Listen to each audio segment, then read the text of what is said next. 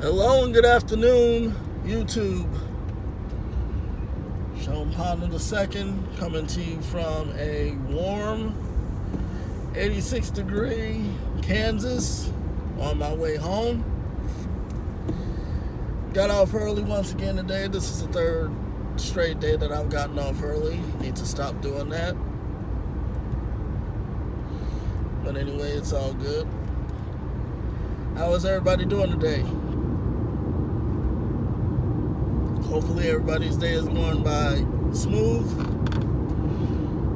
Hopefully everybody's day is going the way they want it to. I know mine is.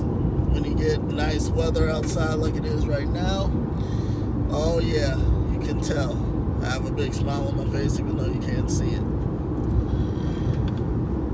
I didn't do a video on Monday or yesterday because number one, I was collecting my thoughts together and getting my thoughts straight on what I wanted to talk about. Monday and then yesterday, of course, was the 17th anniversary of a tragic day of the United States of America. And I just want to reflect on that real quick.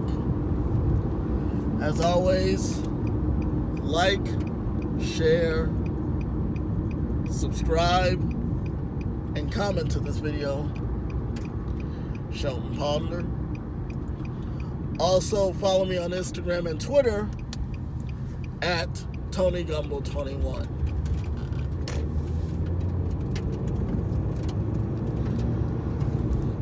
Yesterday I was trying to do a video to commemorate what happened 17 years ago.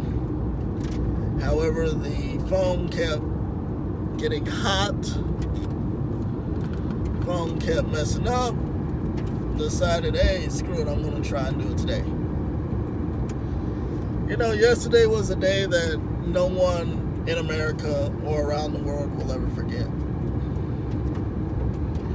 Yesterday was the day that America was left speechless. And America's not always speechless, as you might know. But yesterday was a day that America and Americans didn't, nor ever will forget. Yesterday was a day where America reflected on the events that happened 17 years ago in New York, in Washington, and in Pennsylvania. To this day, no one will ever forget what happened on that fateful morning at 8:45 a.m. I know I won't.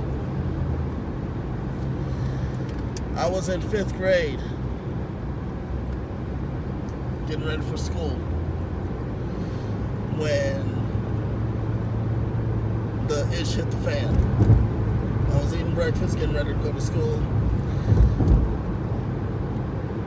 And this is, and let me just say that this is what I saw. This is my reflection. This is not anybody else's. This is coming from Shelton E. Ponder II.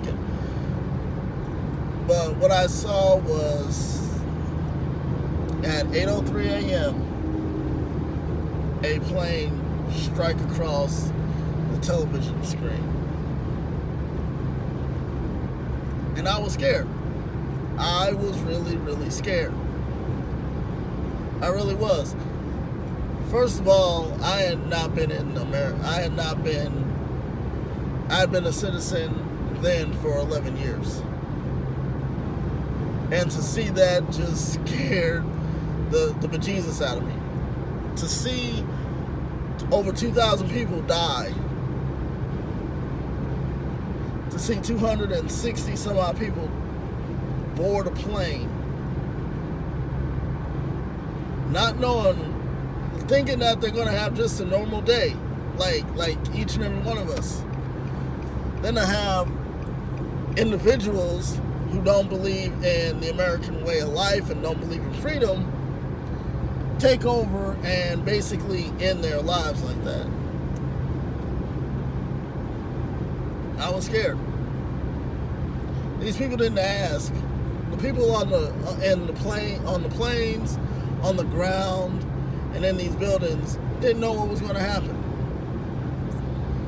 To them, it was just an ordinary Tuesday, and then things started to take shape. Which means that people didn't know what was going to happen. And then for them to say, well, we're returning back to the airport, we're having plane issues.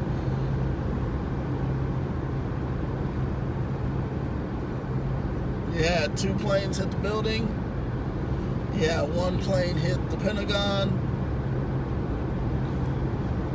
But I was scared. I was scared that day. And in those times,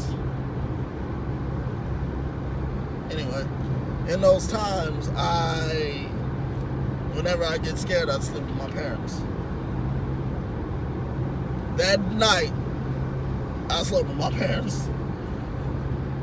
I was scared ishless that night.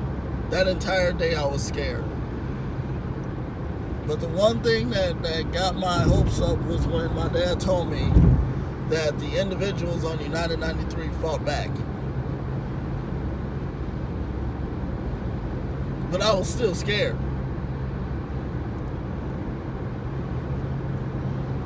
And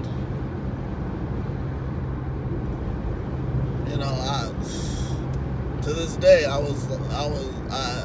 still reflecting, and I'm like, wow, America has come a long way. But I was still scared that night that I had to sleep with my parents, because and what's funny about it was that when I got home, I was watching all the news stuff, and me personally, what I thought that people were in this country like that, and an 11-year-old an 11-year-old shouldn't be watching that kind of stuff. Okay, I'll admit I wasn't supposed to be watching it, but it was so fascinating to me, like, wow, what in the ish just happened.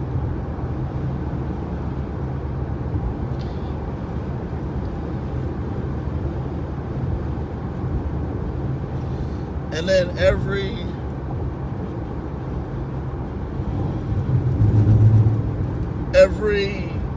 news organization, I was trying to watch TV. I was trying to watch my favorite TV shows, and they just had every TV show that I ever watched on a pause. I went to school that day and was like, hey, did you hear what happened? My then principal, got on the intercom and said that we were in grave danger. In fact, it was to the point where the school system was thinking about ending school for the day for everybody. Now, there were about 500 kids at the school on that day. There are only about 50 of us still left.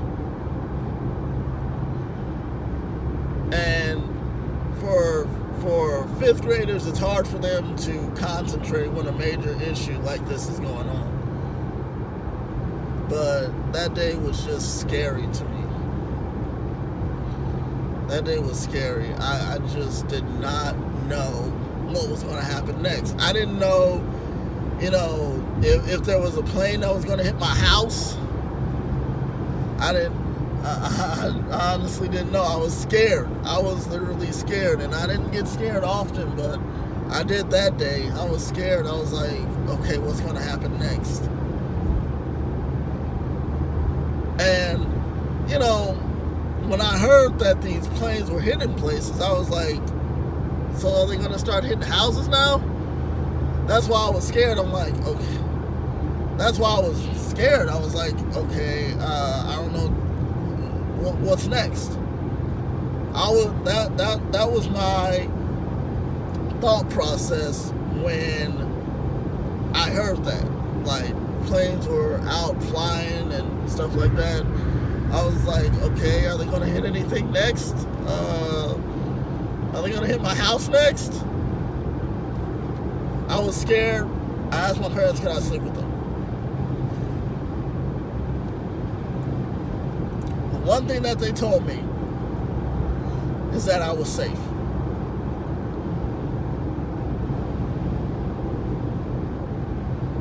I was safe.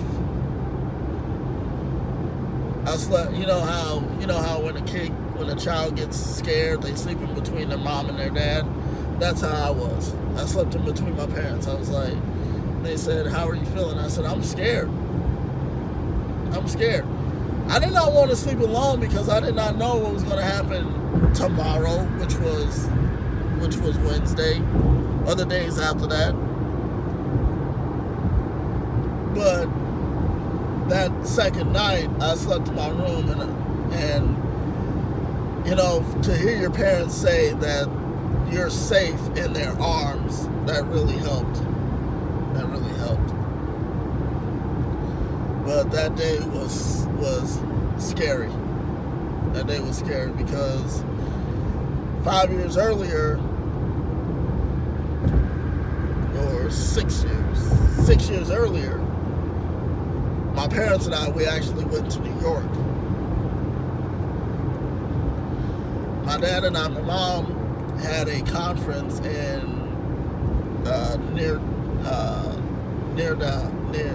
Brooklyn. My dad and I have this uncle that lives in New Jersey. He picked us up and took us around New York. And we saw the Statue of Liberty, and happened to I was small, so I don't remember. But when I heard World Trade Center, I'm like, wait, we were just there some years back. And of course, that's when all the nonsense hit the fan. But to this day, we still don't forget. We still don't forget what happened 17 years ago.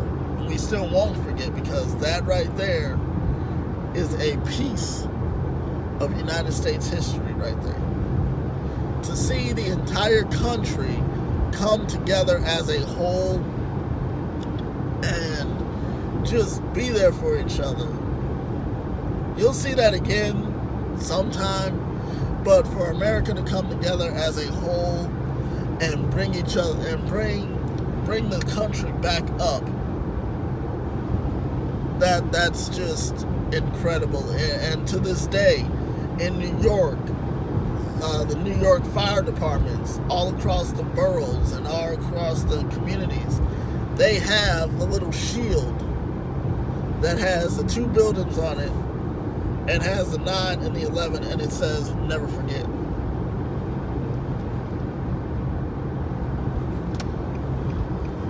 But that day, I thought there were people just, running the streets and throwing stuff. But it was a comforting experience. It was comforting to hear my parents say, "You're safe. You're in our arms. You are safe."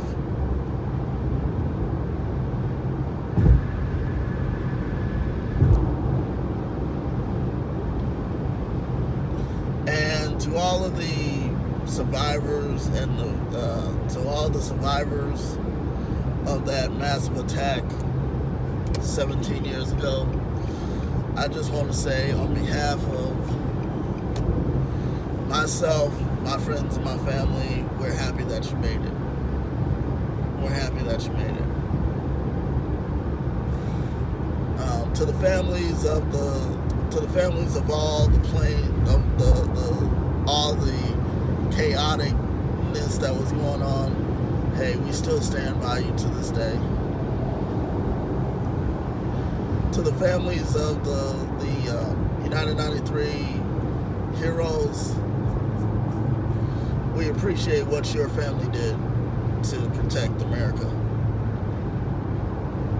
We really do. And that goes without saying, there are a lot of people who did not think that day was going to be any different, but it was. And you know, it's tough to lose someone that you really loved in the face of evil and hatred. But I'm not going to get into that. I just want to say that it was another long day to get through. Every 9/11, for anyone who has lost someone in that nonsense, knows that it's hard to get through. And I just want to tell you all that I'm proud to be an American. I'm proud that the world, not just America, the world came together when America was at its lowest point to help.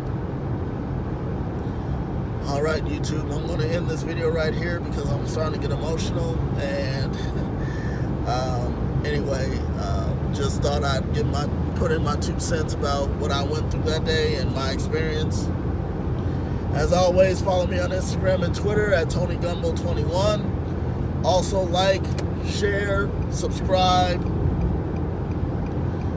and comment to this video. Shelton Ponder. Remember, live your life the way you want to live it. Don't live it the way someone else wants you to live it. Live each day one day. Live your life one day at a time. Don't take life for granted. As always, YouTube, I'll talk to you later and take care.